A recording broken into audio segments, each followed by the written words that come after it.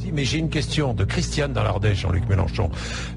Pourquoi rester chez les francs-maçons si ce n'est pour des voix? Pour moi, un franc-maçon, c'est du copinage. Il ne travaille jamais pour le bien de tous, mais pour le bien de ses semblables, ceux dont il a besoin ou qui les dominent, et enfin pour lui, en excluant la moitié de la société. C'est une question assez curieuse. Pourquoi dois-je répondre sur la pratique de la franc-maçonnerie? Mais pourquoi pas?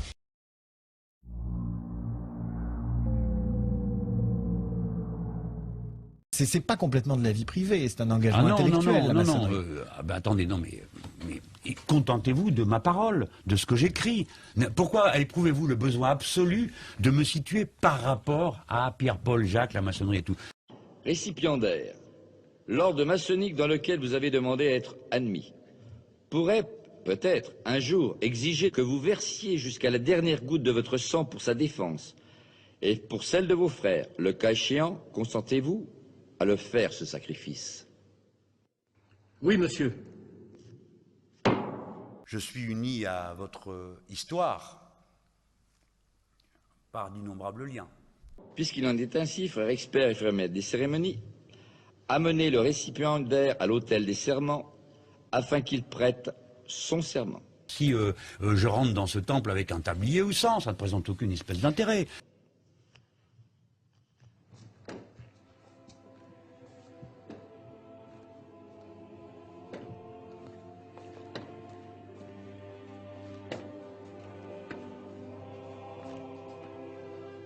Et je sens ce qui m'unit à vous, quelles que soient les circonstances. Je vous informe que votre serment sera prêté sur les 3 grandes lumières de la franc-maçonnerie. Quand on écoute votre discours, vos mots, la façon dont Jean-Luc Mélenchon s'exprime, ses références, il y a un tropisme maçonnique presque. Sur les 3 grandes lumières de la franc-maçonnerie. Non? Oui, clairement, je suis très lié au courant des Lumières, ça c'est clair. Pour moi, c'est tout le reste est une intendance. La politique est une intendance de cette adhésion. Je vous informe que votre serment sera prêté sur les 3 grandes lumières de la franc-maçonnerie qui sont le volume de la loi sacrée, le compas et l'équerre, et que dans cette respectable loge, ce volume est la Bible. La religion, la revoilà. Voyez-vous un inconvénient à prêter votre serment sur ce volume? Non, monsieur.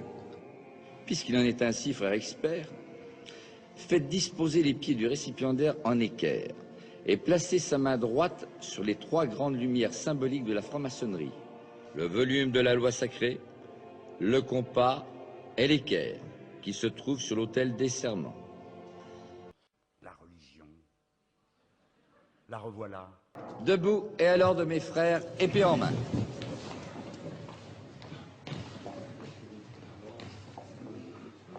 Récipiendaire, veuillez répéter après moi. En présence du grand architecte de l'univers. En présence du grand architecte de l'univers. Et de cette respectable loge de francs-maçons. Et de cette respectable loge de francs-maçons. Régulièrement réunis. Régulièrement réunis. Et dûment consacrés. Et dûment consacrés. De ma propre et libre volonté. De ma propre et libre volonté. Je jure solennellement sur les 3 grandes lumières de la franc-maçonnerie. Je suis très lié au courant des Lumières. Ça. Je jure solennellement sur les 3 grandes lumières de la franc-maçonnerie. De ne jamais révéler. De ne jamais révéler. Aucun des secrets de la franc-maçonnerie. Aucun des secrets de la franc-maçonnerie. Vous allez au Grand Orient en tant qu'invité ou comme membre? Mais ça vous regarde pas. À qui n'a pas qualité pour les connaître. À qui n'a pas qualité pour les connaître. J'appartiens philosophiquement au courant des Lumières et c'est ma référence ultime. Qu'est-ce que je peux vous dire de plus? Le reste, ça me regarde pas. On ne vous demandera rien de plus, Jean-Luc Mélenchon. Ni de les tracer. Ni de les tracer. Écrire. Écrire. Buriner. Buriner. Graver. Graver. Ou sculpter. Ou sculpter. Ou les reproduire autrement. Ou les reproduire autrement. Je jure d'observer. Je jure d'observer. Le principe de l'ordre maçonnique. Le principe de l'ordre maçonnique. De travailler la prospérité de ma respectable loge. Je vous appelle à vous retrouver le 6 mai, sans rien demander en échange. De travailler la prospérité de ma respectable loge. Si l'on croit, comme c'est mon cas, dans la République, à un moment, il faut passer par la franc-maçonnerie. D'en suivre régulièrement les travaux. D'en suivre régulièrement les travaux. D'aimer mes frères et sœurs. D'aimer mes frères et mes sœurs. Et de les aider. Et de les aider. Par mes conseils et mes actions. par mes conseils et mes actions.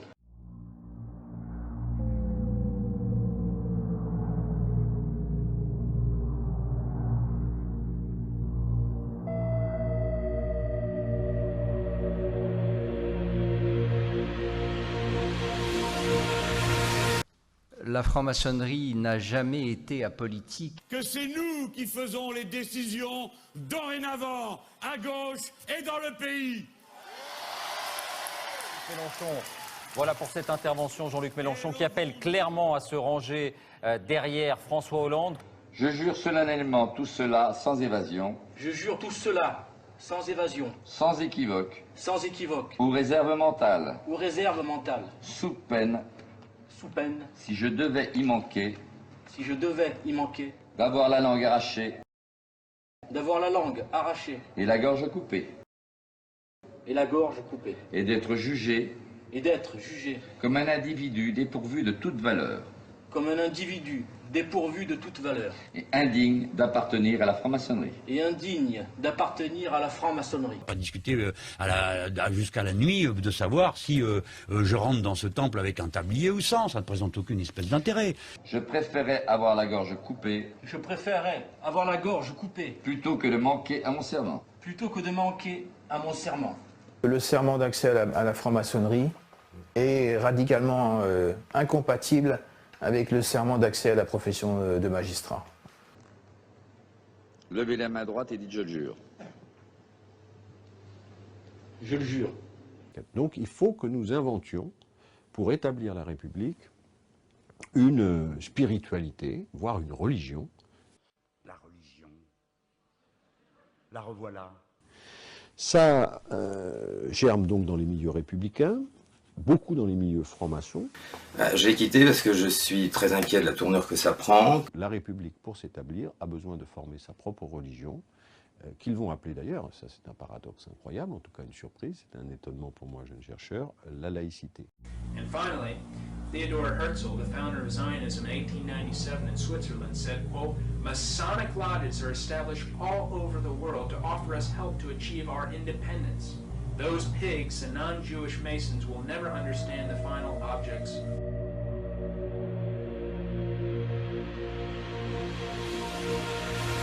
Que je suis persuadé que les véritables raisons qui font que la plupart des frères entrent en maçonnerie, ou des sœurs d'ailleurs, ces objectifs, ce ne sont pas les vrais objectifs poursuivis, qu'il faut longtemps pour le voir.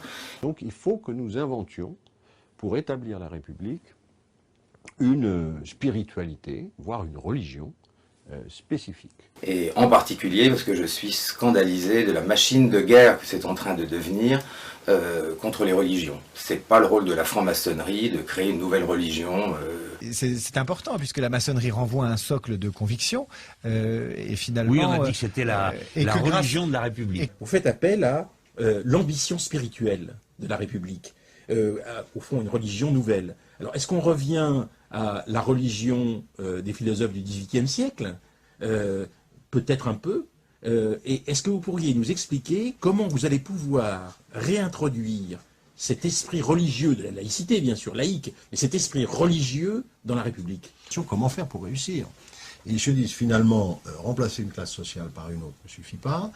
Il faut faire une révolution matérielle, c'est sûr, c'est important, mais il faut aussi faire une révolution des esprits. Or, si nous n'avons pas réussi, c'est que nous nous sommes occupés du matériel. On a remplacé dans le fond les aristocrates par les bourgeois, c'est ce qui s'était passé au XIXe siècle. Mais on a laissé la domination intellectuelle à l'Église catholique, qui était extrêmement puissante. Et là, ils se disent, non, il faut aussi qu'on s'occupe du spirituel et des consciences. Et je dois dire qu'il y a une importance déterminante de la franc-maçonnerie dans cette affaire-là, dans la continuité de ce que vous avez appelé les religions du XVIIIe siècle. Qu'est-ce que se disent ces gens-là? Il faut que nous construisions une espèce de religion spécifique à la République qui permette, pas seulement des intellectuels, qui permette de toucher l'ensemble des enfants dans nos villages. Mais une laïcité qui naît dans les loges, nourrie de toute cette histoire, va d'abord apparaître comme une religion laïque. Ce terme est employé, religion contre la religion catholique. Parce que je suis scandalisé de la machine de guerre que c'est en train de devenir contre les religions. C'est pas le rôle de la franc-maçonnerie de créer une nouvelle religion. qui est une démarche qui est fondée par le chemin initiatique. La religion.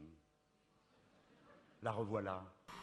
Dans la mesure où ce chemin nous apporte un savoir et que ce savoir débouche obligatoirement sur un pouvoir qu'il est moral d'exercer.